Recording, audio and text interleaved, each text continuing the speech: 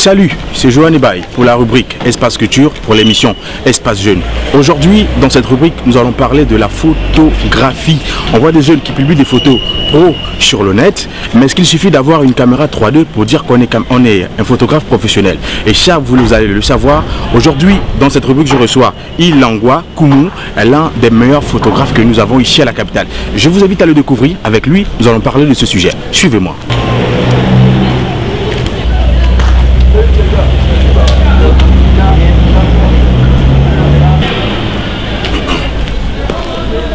Alors Dieka, bien, tranquille. C'est un plaisir de te recevoir dans cette rubrique Espace Culture sur Espace Jeune. Avec toi, nous allons parler de la photographie. Premièrement, si tu nous parlais de ce métier, la photographie, qu'est-ce que c'est? La photographie, c'est capturer des instants, c'est des images, voilà à la base. Moi, ça fait pas longtemps que je suis dedans, on va dire pratiquement 2 ans quand même. 2 ans 2 ans, mais quand j'ai démarré, sincèrement, je connaissais pas les réglages, je maîtrisais, il y a beaucoup de choses que je maîtrisais pas. Aujourd'hui, je m'en sors plutôt bien, je dirais pas que je suis un expert ou un professionnel, mais je pense que j'ai atteint un bon niveau. D'accord, Dielka, tu dis qu'il n'y a pas longtemps que tu es arrivé dans le métier. Est-ce que tu as eu des prototypes, des photographes qui t'ont influencé à aimer la chose? Si oui, lesquels on peut avoir quelques noms quand même? Il faut dire qu'il n'y a pas de photographes qui m'ont influencé à la base. Parce qu'à la base, moi je voulais faire plutôt de la réalisation vidéo. D'accord. Et c'est par la suite en fait que j'ai commencé à me mettre à la photo. Et c'est par la suite après, en voyant la qualité de certaines photos, que je me suis rendu compte en fait que que faire de la photo, c'était pas seulement avoir un appareil, mais c'était également maîtriser le réglage. Voilà.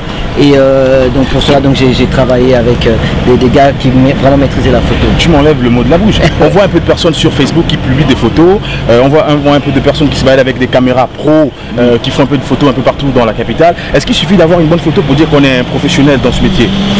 Non, il ne suffit pas d'avoir en fait un appareil photo pour se dire qu'on est vraiment professionnel, qu'on peut faire de bonnes photos. Il faut maîtriser les réglages. D'accord. Du moment... Première astuce. Voilà, maîtriser les réglages de l'appareil, parce que tous les appareils ne sont pas les mêmes, c'est-à-dire tu as des versions. Si on prend le cas de Canon par exemple, tu as la 1100D, tu as la 550D, tu as la 600D, tu as la 700D, mais dès lors que tu maîtrises déjà la base, qui sont les réglages, dès lors que tu maîtrises déjà les réglages, je pense qu'à partir l'étalonnage aussi fait partie de la photo. Alors l'étalonnage, ça c'est après, c'est-à-dire là on va sur... pour avoir une belle vue, pour des personnes aussi, comme on dit, Photoshop c'est clairement le remède d'une photo. C'est compliqué quand même. Mais à la base quand même, il faut faire quand même déjà à la base il faut quand même faire une bonne photo. D'accord. Parce que on prend le cas par exemple, tu es dans une manifestation, tu fais des photos et on veut les photos tout de suite. D'accord. Donc tu n'as pas le temps d'aller les retoucher et du coup si tu as raté tes photos, tu les as ratées. Donc du coup c'est toi qui as un problème. Donc voilà, à la base c'est un peu ça quoi.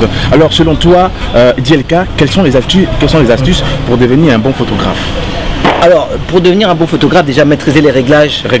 Les réglages. Après aussi avoir un peu de créativité. Est-ce qu'il faut aussi avoir l'amour de la chose aussi? Ça c'est clair. Parce qu'il faut pas aussi faire ça par suivisme. Tu as vu Dielka faire la photo, tu as vu devant Paille à faire de la photo et ensuite tu te lances sans avoir même de l'amour de la chose. Voilà, mais après aussi on peut le faire par suivisme, mais comment dire, être accro aussi. Mais en fait à la base c'est vraiment de maîtriser les réglages. D'accord. Et par la suite donc vraiment s'y mettre, à fond la créativité. D'accord. Dielka, plusieurs personnes te regardent présentement. Tu as un conseil à donner à ces jeunes-là qui veulent se lancer dans la photographie? Déjà aimer la chose. Aimer la chose. Aimer la chose. Après, c'est beaucoup de sacrifices aussi. Parce que le matériel, il faut dire, ça coûte cher quand même. Les objectifs, parce que les objectifs aussi font en sorte que tu aies de belles photos. Donc il faut avoir plusieurs objectifs, une caméra aussi d'assez bonne qualité. Ilangwa Koumou, Keke, Dielka, vous avez pu apprécier, vous avez suivi ce reportage. Alors pour ces jeunes-là qui veulent se lancer dans ce métier, suivez les conseils de Dielka pour devenir un bon photographe à l'avenir. L'aventure n'est pas terminée. Après cette première interview avec Dielka, nous avons parlé de la photographie. Et là, je t'invite à suivre une autre interview avec Monsieur Tony G de Black FM. Tu as sûrement entendu parler de cette radio, Waris? Je t'invite à suivre cette interview avec Monsieur Tony. Il est là. Merci. Suivez-moi. Monsieur Tony, bonjour. Bonjour. Alors les gars, vous vous connaissez à travers votre média Black FM. Plus de 6 ans, nous n'avons plus entendu parler de cette radio que des